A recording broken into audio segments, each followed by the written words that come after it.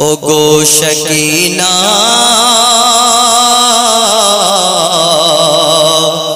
ओ भी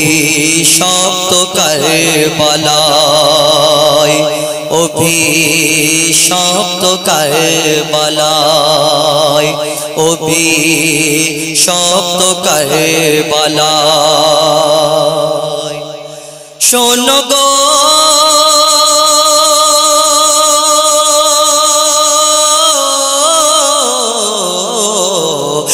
शकीना कादे पिता हुसैन मायाय मां शकीना कादे पिता हुसैनेर मायाय ओई निठुर करबलाय कादे हाय हाय गो कादे हाय हाय আর তোর পায় বলে মোর আবা কোথায় ওই নিঠুর কারবালায় ওই কঠোর কারবালায় মা শকিনা কাঁদে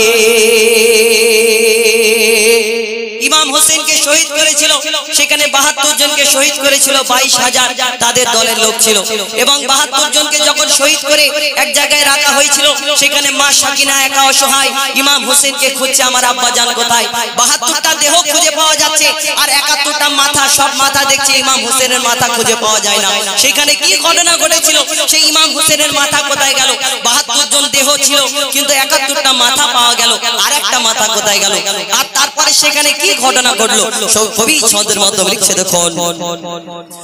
72 শহীদের লাশ আর 71টা মাথা 71টা মাথা বেটি শকিনা খুঁজে বেড়ায় কোথায় আমার পিতা কোথায় আমার পিতা 72 শহীদের লাশ আর 71টা মাথা 71টা মাথা বেটি শকিনা খুঁজে বেড়ায় কোথায় আমার পিতা কোথায় আমার পিতা এক মাথা কাটা দেগো থেকে তখনই আওয়াজ আসে গো তখনই আওয়াজ আসে এসো বেটি শকিনা তোমার আব্বা তোমায় ডাকে গো তোমার আব্বা তোমায় ডাকে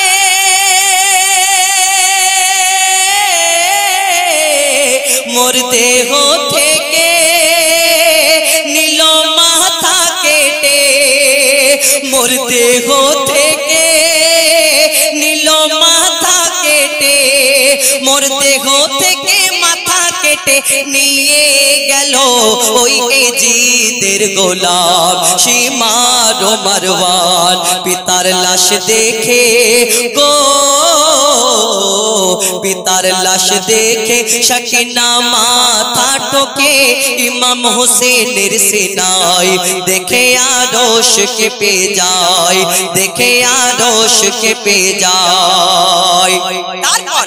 ওই ইমাম হোসেনের ঘরের যত মহিলারা ছিল আল্লাহ রাসূলের নওয়াসা তা ওই মহিলাদেরকে গলায় দড়ি বেঁধে হাতে দড়ি বেঁধে টানতে টানতে এজিদের দরবারে সেদিন হাজির করা হয়েছিল এবং ওই সোনার সিংহাসনে এজিদ বসে বলেছিল যে ইমাম হোসেন সবথেকে বেশি ভালোবাসে বেটি শকিনা তাকে আমার সামনে আনা হোক আর যখন বেটি শকিনাকে সামনে রাখলে তখন বেটি শকিনা বললেন আমরা 3 দিন ভুকা পিয়াসা না পানি না খাবার আমাদের কাছে কিছু নেই তখন এজিদ তার সৈন্যদের ডেকে বলল যে ওই মা শকিনাকে শাহী খাবার দেওয়া হোক একটা থালায় করে তো সত্যিকারের কি সেদিন ওই জালিম বাদশা এজিদ শাহী খাবার দিয়েছিল না ওই থালায় করে কি দিয়েছিল সেই সম্পর্কে লিখছে দেখুন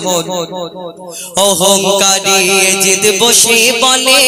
সোনার সিংহাসনে সোনার সিংহাসনে তোমাদের মাঝে কে শকিনা এসো আমার সামনে এসো আমার সামনে আর মা শকিনা এগিয়ে এসে বলে আমি হোসেনের বেটি হোসেনের বেটি 3 দিন মোরা ভুকা প্যাসায় খাইনি পানি रोटी खाइनी पानी रोटी एजिद बोले निये एसो शाकिनार तोरे शाही खाबार गो शाकिनार तोरे शाही खाबार एक थालार ऊपर कापड़ ढेके राखे सामने शाकिनार गो राखे सामने शाकिनार देखे थालाय ढाका हुसैनेर काटा माथा देखे थालाय ढाका पितार काटा माथा देखे थालाय ढाका काटा माथा देखे शाकिना केঁদে बेहोश हो जाए ए दृश्य देखे गो ए दृश्य देखे हुसैनेर निथर चोखे अश्रु झरे जाए देखे यजीद चमके जाए देखे यजीद चमके जाए शेष कथार माध्यमे लिखছেন যখন তাদেরকে ওই রাস্তা দিয়ে নিয়ে যাওয়া হচ্ছিল আমি অনুরোধ করব যারা মহিলারা এখানে অনেকজন দাঁড়িয়ে আছেন খুব সুন্দরভাবে বসার জায়গা করেছেন আপনারা যদি আমাদের সহযোগিতা না করেন তাহলে আমাদের গাইতে ভালো লাগবে না এতজন উপস্থিত হয়েছেন আপনারা সবাই দেখতে পাচ্ছেন এক মঞ্চের মধ্যে অনেকজন মাথা ঢুকলেও এরকম কবি এবং শিল্পীদের এক জায়গায় পাওয়া অসম্ভব ব্যাপার মানে সমুদ্রের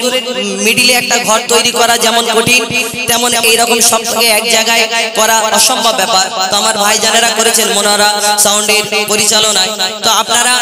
সহযোগিতা করবেন একে অপরের আর আপনারা বসে যাবেন সুন্দরভাবে বসার জায়গা করেছেন আমার মা বোনেরা আপনাদের বলছি বসার জায়গা করেছেন আর যারা বসে আছেন একটু আগে আগে চলে আসবেন একে অপরের সহযোগিতা করে আপনারা এই অনুষ্ঠানকে সাফল্য করবেন শেষ কথা ইমাম হোসেনের যখন ইমাম হোসেনকে শহীদ করা হয়েছিল এজিদের দরবারে যখন হাজির করানো হচ্ছিল সেইখানে ওই সেই শাম দেশেতে সেখানে মানুষকে বলা হয়েছিল যে একটা বাগীকে মারা হয়েছে অর্থাৎ বাগী মানে একটা বড় ডাকাতকে কাতাল করা হয়েছে তো যখন সেই ডাকাতের কথা বলেছে আর ডাকাতের ঘরের মহিলাদেরকে নিয়ে যাওয়া হচ্ছিল সবাই ওই রাস্তায় যেতে যেতে সেই মহিলাদের ইমাম হোসেনের ঘরের মেয়েদের কত অত্যাচার করলো কেউ পাথর ছুঁড়ে আঘাত করলো আর কেউ ওই গরম পানি গায়ের উপরে ছুঁড়ে ফেললো শেষ কথাই কবি ছন্দের মাধ্যমে লিখছে দেখুন ইমাম হোসেনের বিবি বেটি বোন জয়নাবদের ধরে জয়নাবদের ধরে কারবালা থেকে নিয়ে যাবে এজিদের দরবারে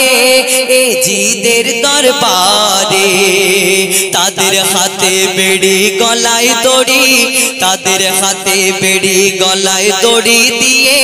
এজিদ সেনা টানতে থাকে এজিদ সেনা টানতে থাকে আর ভোকা প্যাসায় অসহায় হোসেনের কান্দান কানতে থাকে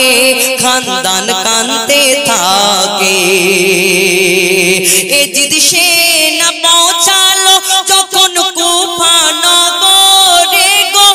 এজিদ সেনা পৌঁছালো যখন কুফা নগরে গো এজিদের দরবারে আওলাদে নবীদের উপরে সবাই অত্যাচার করে গো সবাই ঝাঁপিয়ে পড়ে গরম পানি ছোড়ে কেহ পাথর মারে গরম পানি ছোড়ে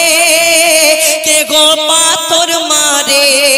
গরম পানি ছোড়ে পাথর মারে গরম পানি ছোড়ে পাথর মারে আঘাত করে শুধু রক্ত ঝরে যায় এ রক্ত নয় গো এ রক্ত নয় এ রক্তের সুগন্ধ ছিল আমার নবীর সারা গায় দেখে এজিদ চমকে যায় দেখে এজিদ চমকে যায় দেখে এজিদ চমকে যায় মাতার মাধ্যমে কবির নাম কবির ফারিয়াদ, কবি ছন্দের মাধ্যমে লিখছে দেখুন, হোসেনকে যারা শহীদ করে তারা ছিল সবাই মুসলমান, সবাই মুসলমান। তারা পড়তো নামাজ, রাখতো রোজা, আর জানতো সবাই কোরআন, জানতো সবাই কোরআন। ইমাম হোসেনকে কোনো বেধর্মীরা শহীদ করেছিল না, যারা শহীদ করেছিল তাদের মধ্যে নামাজি ছিল, কেউ হাফেজ ছিল, কেউ আলেম ছিল, বড় বড় পিরহান করে আর আল্লাহু আকবার বলে ইমাম হোসেনকে শহীদ করা হয়েছিল। তাই মাতার মাধ্যমে কবি নিজের দুঃখ প্রকাশ করছে, ছবি ছন্দের মাধ্যমে অতি মূল্যবান কথাই লিখছে দেখুন, হোসেনকে যারা শহীদ করে তারা ছিল সবাই মুসলমান, সবাই মুসলমান। তারা পড়তো নামাজ, রাখতো রোজা, আর জানতো সবাই কোরআন, জানতো সবাই কোরআন। কেউ হাফেজ ছিল, কেউ আলেম ছিল, কেউ সাহাবীদের সন্তান, সাহাবীদের সন্তান। আহলে বায়াতকে তবু তারা কেন করেছিল অপমান, কেন করেছিল অপমান। নবীর উপর কলমা পড়ে যারা এনেছিল ঈমান গো, এনেছিল ঈমান। তারা আল্লাহু আকবার ধ্বনি দিয়ে কাটে ইমাম হোসেনের গর্দান গো, কাটে ইমামের গর্দান।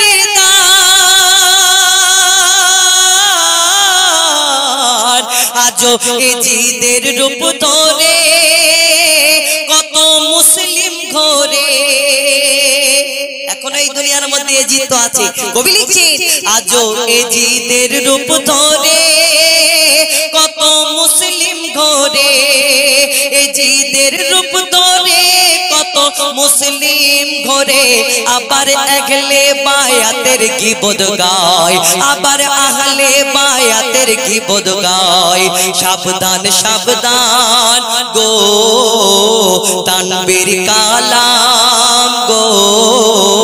সাবধান সাবধান তানবীর কালাম। এজিদের গোলাম ঘরে পাড়ায় পাড়ায়, এজিদের গোলাম ঘরে পাড়ায় পাড়ায়। মা সাকিনা কাঁদে পিতা হোসেনের মায়ায়, মা সাকিনা কাঁদে পিতা হোসেনের মায়ায়। ওই কঠোর কারবালায় কাঁদে হায় হায় গো, কাঁদে হায় হায় আর তড়পায় বলে মোর আব্বা কোথায়। ওই নিঠুর কারবালায়, ওই কঠোর কারবালায়, ওই নিঠুর কারবালায়, ওই কঠোর কারবালায়।